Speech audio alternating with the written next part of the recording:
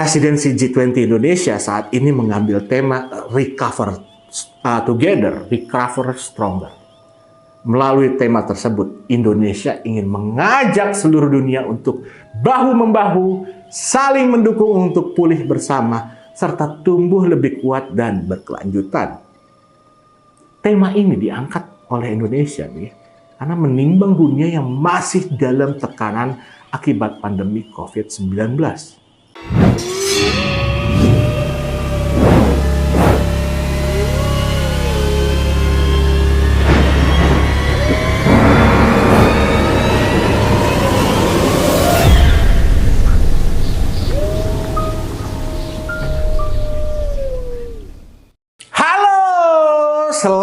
Selamat. Saya benar-benar kagum sama seorang Jokowi. Jadi makin kesian lihat para pembencinya. Karena Jokowi benar-benar memaparkan prestasi di mana para pembencinya terus berharap dapat nasi bungkus dari adanya demonstrasi. Untuk pertama kalinya, Indonesia saat ini tengah menggelar sebuah hajatan penting, yakni Presidential G20 yang diselenggarakan mulai 1 Desember 2021 hingga KTT G20 di bulan November 2022. Apa itu G20 dan mengapa Indonesia terpilih menjadi penyelenggara pertemuan besar di dunia ini? Nah, G20 adalah forum internasional yang fokus pada koordinasi kebijakan di bidang ekonomi dan pembangunan. G20 mempresentasikan kekuatan ekonomi dan politik dunia dengan komposisi anggotanya mencakup 80% PDB dunia, 75% ekspor global, dan juga 60% populasi global.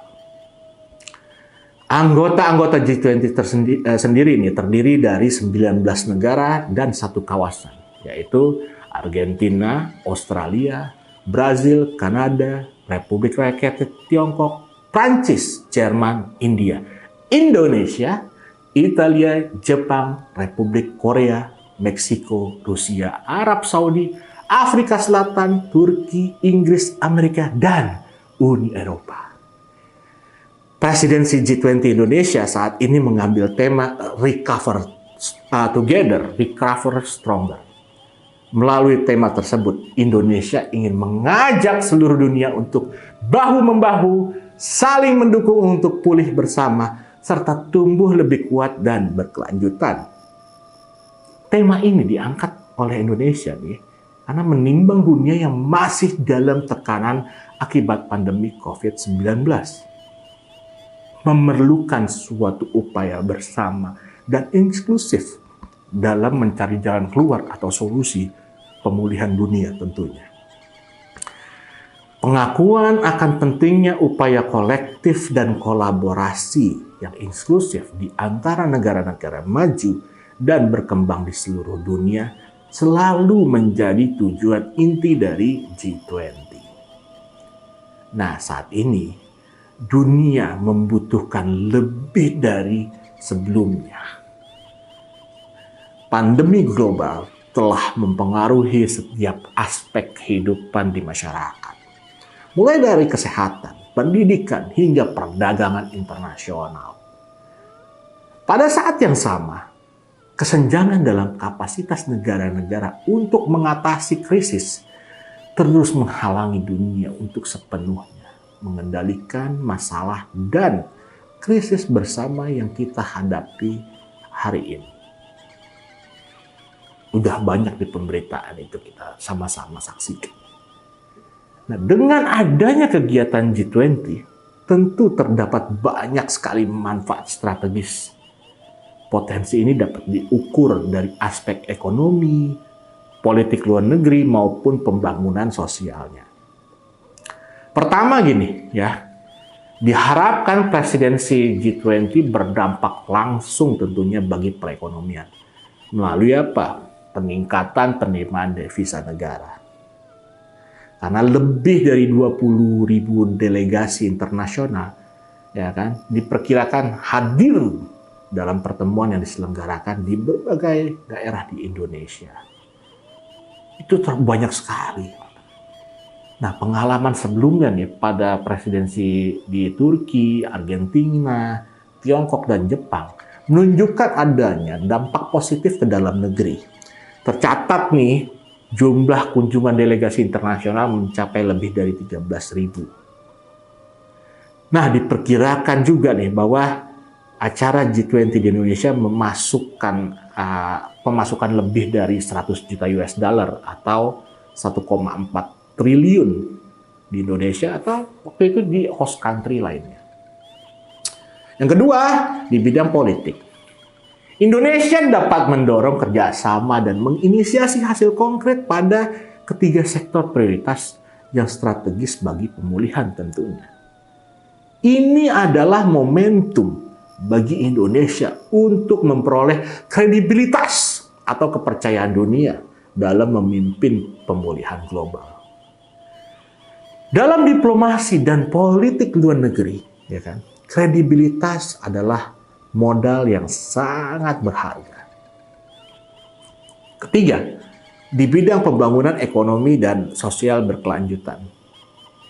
G20 menjadi momentum untuk tunjukkan bahwa Indonesia is open for business, di mana terdapat berbagai showcase atau event yang menampilkan kemajuan pembangunan Indonesia.